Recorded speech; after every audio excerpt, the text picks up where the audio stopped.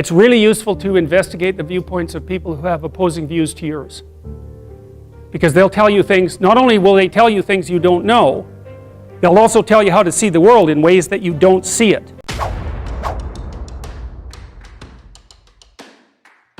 If you ask a disagreeable person what he wants, say, or she wants, they'll tell you right away. They know. It's like, this is what I want and this is how I'm going to get it.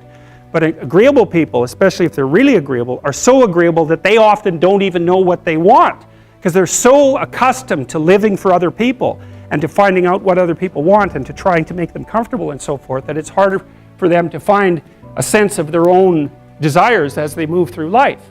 And that's not, look, there's situations where that's advantageous, but it's certainly not advantageous if you're going to try to forge yourself a career. That just doesn't work at all. And so, even though on average men and women aren't that much different in terms of their levels of agreeableness by the group, if you go out and you look at the extremes, they're very different. So all of the most agreeable people are women, and all of the most disagreeable people are men. And the thing is, the extremes are often what matter, rather than what's in the middle. And so one of the ways that's reflected in society, by the way, is there's way more men in prison. And the best personality predictor of being imprisoned is to be low in agreeableness. It makes you callous.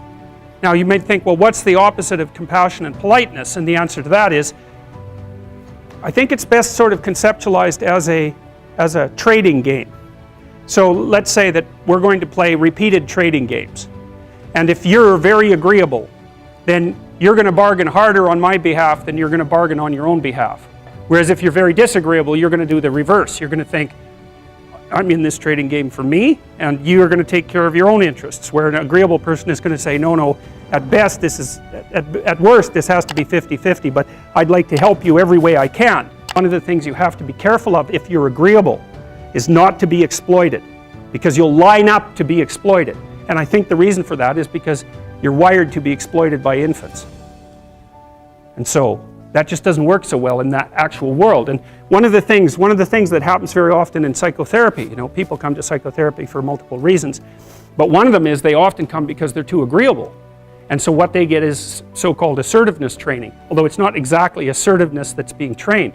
What it is the ability to learn how to negotiate on your own behalf. And one of the things I tell agreeable people, especially if they're conscientious, is say what you think. Tell the truth about what you think. There's going to be things you think that you think are nasty and harsh. And they probably are nasty and harsh. But they're also probably true. And you need to bring those up to the forefront and deliver the message. And it's not straightforward at all, because agreeable people do not like conflict. Not at all. They smooth the water. And you can see why that is in accordance with the hypothesis that I've been putting forward. You don't want conflict around infants. It's too damn dangerous. You don't want fights to break out. You don't want anything to disturb the relative peace. And if you're also more prone to being hurt physically and perhaps emotionally, you're also maybe loath to engage in the kind of high intensity conflict that will solve problems in the short term. Because it takes a lot of conflict to solve problems in the short term.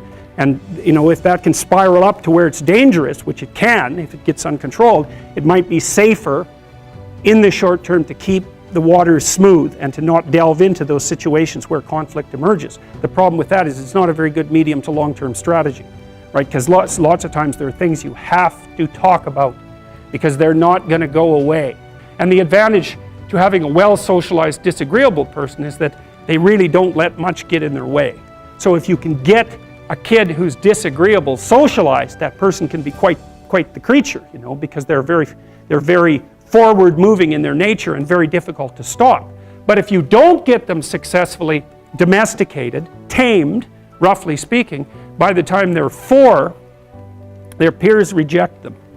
And that's a big problem, because your job as a parent is to make your child socially desirable by the age of 4.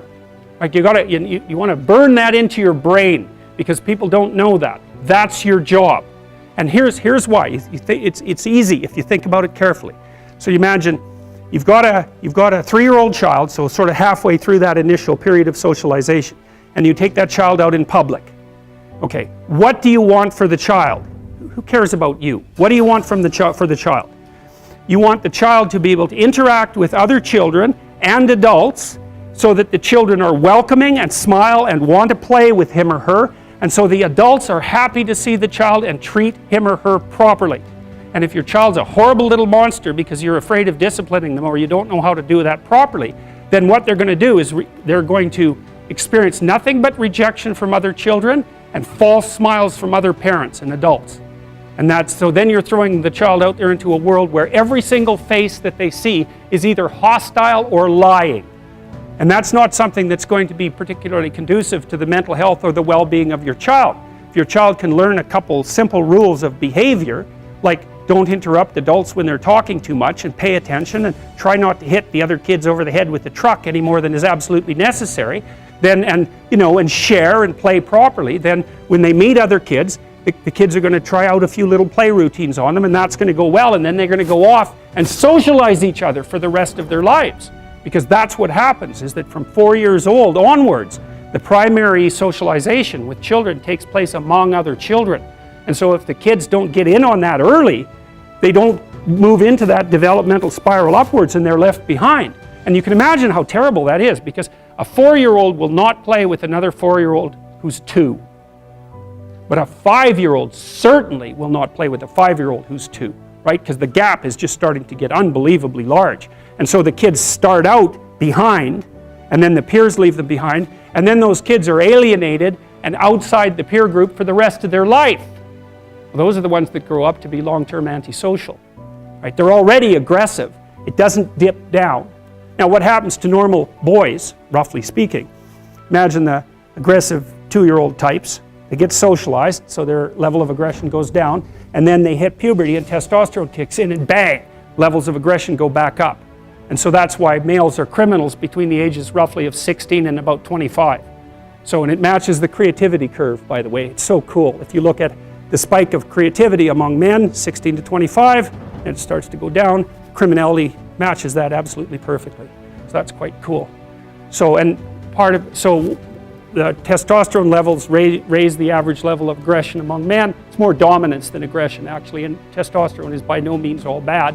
And then it starts to decrease at about age 25 or 26, which is usually when men stop staying up late at night, stop drinking as much, develop a full-time career, and take on the burdens and responsibilities and opportunities that are associated with a long-term partner and family. And so, well, so that's the development of what I would call predatory aggression, because I also think that the agreeableness distribution is probably something like predatory aggression versus maternal sympathy. It's something like that. So if you look at other mammals that are predators, because we're predators as well as prey animals, if you look at other animals like bears, the male bear has absolutely nothing to do with the raising of the infants. In fact, the female bears will keep the male the hell away because he's likely to kill the infants and maybe even to eat them. So there's no maternality at all in solitary male mammalian predators. It's really useful to investigate the viewpoints of people who have opposing views to yours, because they'll tell you things. Not only will they tell you things you don't know, they'll also tell you how to see the world in ways that you don't see it. And they'll also have skills that you don't have, that you could develop. So for example, if you're an introverted person, it's very useful to watch an extroverted person, because the extroverted person has ways of being in the social world that aren't natural to you, that you can use to improve your toolkit. And if you're disagreeable, one of the best things to do with disagreeable people, especially if that's alienating them from other people, for example, because it can, people treat you like you're a selfish, arrogant son of a, maybe that's because you are. It's like, okay, so what do you do about that? One of the most promising treatments, let's say, for that is get the person to do something for someone else once a day, just as a practice, and learn how to do it. Maybe you can wake the circuit up, if you think that it's lying dormant in you, which is probably right. I think we have a very wide range of propensities within us. Some are switched on, genetic propensities. Some are switched on, but I think that if you put yourself in the right situation or walk yourself through the right exercises, you can switch some of these other things on as well. But it takes work and dedication and discipline. I would say, generally speaking, if you want to adapt yourself properly to life, you should find a niche in the environment that corresponds with your temperament. Right? You shouldn't work at cross purposes to your temperament because it's just too damn difficult. But having done that, then you should work on developing the the skills and viewpoints that exist in the space opposite to your personality, because that's where you're fundamentally underdeveloped. And that way I think you can extend out your temperamental capability across a wider range. And to me that's roughly equivalent as bringing a richer toolkit to each situation. You know, so if you're hyper extroverted, you should probably learn to shut up at parties now and then and listen just to see what's going on, to see if you can manage it, you know. And if you're introverted, well then you should learn how to speak in public and to learn how to go to parties without hiding in the corner and saying nothing to anyone. You know, and if you're agreeable, then you need to learn how to be disagreeable so people can't push you around. And if you're disagreeable, you need to learn how to be agreeable so that you're not an evil son of a bitch. So, and the same thing applies even in the conscientious domain. It's like if you're too conscientious, you need to learn to relax and let go a little bit. And if you're unconscientious, it's time like, get out the Google Calendar, man, and start scheduling your day, right? And beat yourself on the back of the head with a stick until you're disciplined enough so that you can actually stick to something for some length of time and not living in absolute squalor, which is something that would characterize someone who's very disorderly, for example, because they don't notice.